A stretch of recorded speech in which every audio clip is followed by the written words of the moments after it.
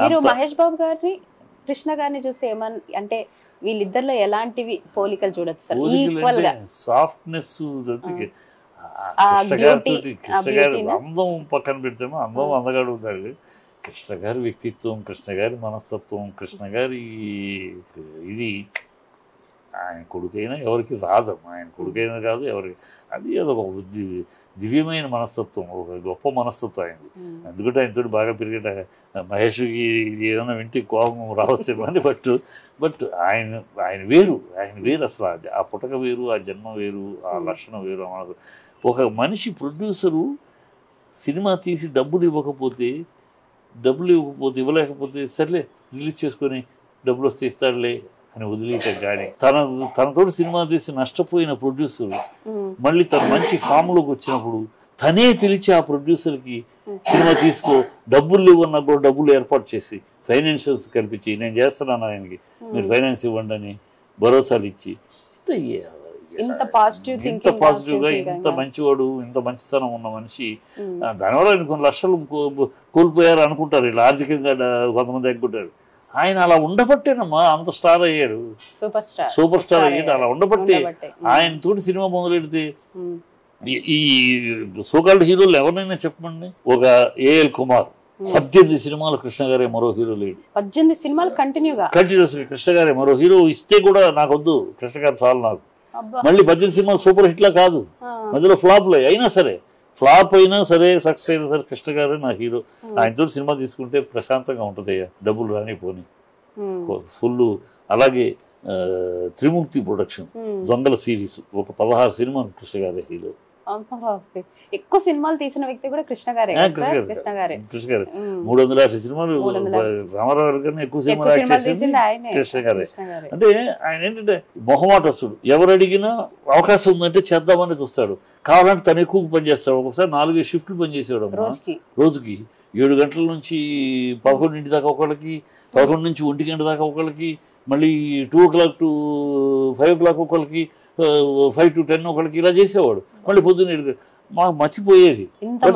ఎందుకంటే మరి పాపం ఏదో కష్టాల్లో ఉన్నాడు, సినిమా చేసుకుంటా అంటే మరి నేను డేట్లు ఎక్కడ ఉన్నా 6 నెలలు అంటే డిమాండ్ చేసేవారు కాదు సార్. నాకు ఇంత, నేను ఇంత స్టార్ హీరోని, నాకు ఇంత రెమ్యునేషన్ ఇవ్వాలి అంత, అలాంటి డిమాండ్ ఏమి ఉండేవి కదా. డిమాండ్ కాదు, మార్కెట్ బట్టి అంతే డిమాండ్. ఎందుకు ఒక ఇన్సిడెంట్ చెప్తా, డిమాండ్ గురించి అడిగావు కదా. ఆయన ఒకసారి రేటు పెంచమని ఓ ప్రొడ్యూసర్ అడిగాడు కాల్ షీట్ల కోసం, మీకు ఇంత రేటు ఇస్తానండి నేను. అప్పుడు ఆయన మామూలుగా 4 లక్షలు తీసుకుంటున్నాడు.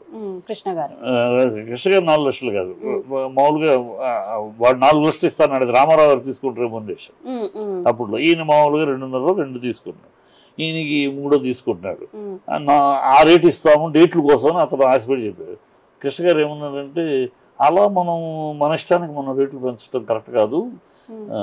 పెద్ద ఆయన రామారావు గారు పెంచితే మనం పెంచుతాం, రామారావు గారు పెంచితే నాగేశ్వరరావు పెంచుతారు, వాళ్ళిద్దరు పెంచితే నేను సోమరావు పెంచుతాం. అప్పుడు వీళ్ళందరూ కలిసి రామారావు గారి దగ్గరికి వెళ్ళారు రేటు పెంచమని. బిజినెస్ బాగా పెరిగింది, రేటు పెంచమని అడిగారు. రామారావు గారు ఇవన్నీ ఇండస్ట్రీకి తెలియదు, జనాలకు కూడా తెలియదు. రామారావు గారు, ఎందుకు బ్రదర్ మనం ఇప్పుడు ఎందుకు రేట్లు పెంచాలి కాదన్న గారు, మొన్న సినిమా ఆ టైంలో రిలీజ్ అయిన సినిమా బాగా పే చేసింది కనుక కొంచెం పెరిగింది, బాగా ఇంత కలెక్ట్ చేసింది, బాగా కలెక్ట్ చేసింది, గతంలో కన్నా బాగా ఎక్కువ పెరిగింది అని. బ్రదర్ అలాంటి సినిమాలు once in a blue moon, ఒకటి అలాంటి సూపర్ హిట్లు సెన్సేషన్లు ఒకటి once in a blue moon వస్తూ ఉంటాయి. దాన్ని పెట్టుకుని ఒక సూపర్ హిట్ని పెట్టుకుని మనం రేట్లు లెక్క వేయకూడదు. నార్మల్గా మన మీద పూజ చేస్తే నిర్మాతకి ఏమొస్తుంది? నార్మల్గా మనం ఒక సినిమా చేస్తే మన స్టార్గా మన హీరోగా పెట్టుకుని సినిమా చేస్తే అతని బిజినెస్ ఏమవుతుంది? ఒక నిర్మాత అనేవాడు ఎప్పుడు కూడా నష్టపోకూడదు, దాని ప్రకారం ఆలోచించాలి. ఇప్పుడు మన సినిమా మామూలుగా ఎంత బిజినెస్ చేస్తుంది? 40 నుంచి 45 దాకా చేస్తుంది అండి. 40 మినిమం 40 చేస్తుందని, తర్వాత హద్దు. అయితే మనం తీసుకుంటున్న రేట్ కరెక్ట్ అన్నాడు. అదేమిటన్నా ఆశ్చర్యపోయారు. అవును బ్రదర్, మన సినిమా బిజినెస్ చేస్తున్న దాంట్లో 10% హక్కుదారులం, హీరోలు అనేవాళ్ళం 10%కే హక్కుదారులం. వాళ్ళు 40 లక్షలు చేస్తుంటే మనం 4 లక్షలు తీసుకుంటున్నాం. It's all right. ఏదో ఒక హిట్ని పెట్టుకుని మనం రేట్లు పెంచకూడదు అని చెప్పాడు. అంటే అప్పట్లో నిర్మాత గురించి అంత ఆలోచించారు. ఆయన లెక్క కూడా చెప్పాడు. అదేమిటంటే, బ్రదర్ మేము 4 లక్షలు తీసుకుంటే హీరోయిన్ 1,50,000 తీసుకుంటుంది బ్రదర్, క్యారెక్టర్ ఆర్టిస్టులు అందరూ 50,000 75,000 అంతే తీసుకుంటారు బ్రదర్, నిర్మాతకి 35 లోపు 35-30 లోపు అవుతుంది, ఒక 5 లక్షలు వారికి వెసులుబాటు ఉంటుంది బ్రదర్. సినిమా ఎట్లా ఉన్నా వాళ్ళు బతికి బయటపడతారు, వాళ్ళు బయటపడతారు. అదృష్టం కలిసి వచ్చి వాళ్ళ పెళ్ళాం బిడ్డ, ఇదే మన వాడు పెళ్ళాం బిడ్డలు, ఆయన భార్య భర్తలు, వాళ్ళ పెళ్ళాం బిడ్డల అదృష్టం బ్రదర్. సక్సెస్ అయితే 4 రూపాయలు తింటాడు, తింటే ఎక్కడికి పోతాడు ఆ నిర్మాత, మళ్ళీ మన దగ్గరికి వస్తాడు కదా, తీస్తాడు కదా. తినేవాడు బ్రదర్, ప్రొడ్యూసర్ తింటే పోయేది ఏముంది, మనం ఇప్పుడు పెంచాల్సిన అవసరం లేదు. చూద్దాం, మనది 40 లక్షల బిజినెస్ ఉంది, 4 లక్షలు 10%. నిర్మాత అనే హీరో అనేవాడు తన వ్యాపారం, తన సినిమా ఎంత వ్యాపారం చేస్తుందో దాంట్లో 10% అర్హుడు. అంటే ఇప్పుడంటే ఒక సినిమా హిట్ అవ్వగానే రాత్రికి రాత్రి రెమ్యునేషన్స్ పెరిగిపోతున్నాయి సార్. అంటే అప్పట్లో ఇండస్ట్రీ అంతా కూడా కలిసి డెసిషన్ తీసుకునేవారు, అంటే కలిసి రామారావు గారిని బట్టి ఉండేది మా డిసిప్లిన్.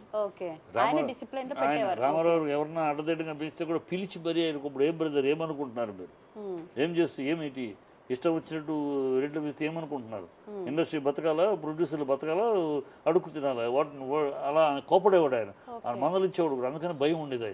సో ఆయన పద్ధతి ప్రకారం నాగేశ్వరరావు కూడా అంత ఈక్వల్ హీరోయిన్ రేట్లు పెంచేవాడు. నాగేశ్వరరావు రామారావు గారు పెంచారు అంటే వాళ్ళిద్దరు పెంచి వీళ్ళిద్దరు పెంచారు. ఒక డిసిప్లిన్, ఒక కోఆర్డినేషన్ అనేది ఒక డిసిప్లిన్ ఉండేది. అంతేగాని ఒక హీరో చెప్పారు నేను హీరోనే కదా అనేది సక్సెస్ అయిపోగానే నాకు ఎంత ఇవ్వాలని వాళ్ళు అడుగుతున్నట్టు లేదు.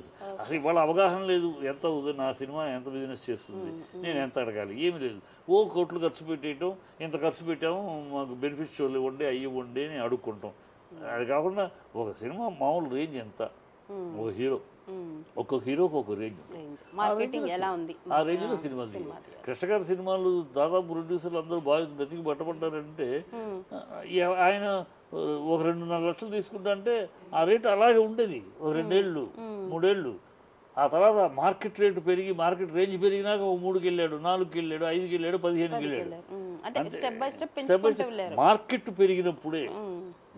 పెరిగినప్పుడు పెంచేవారు తప్పితే ఒక సినిమాను బట్టి పెంచేవారు కాదు. ఇవాళ అంత అస్తవ్యస్తం అయిపోయింది అనుకో, ఇక మనం చెప్పలేము అది. అంటే జనాలకు కూడా తెలియదు ఎందుకు ఆ రోజుల్లో గోల్డెన్ ఎరా, ఆ ఇండస్ట్రీని గోల్డెన్ ఎరా అన్నారు. ఆ రోజు బంగారు కాలం అని, స్వర్ణక యుగం అని ఎందుకు అన్నారు. ఇవన్నీ ఉండబట్టే, ఇవన్నీ ఒక పద్ధతిలో నడిచేయి.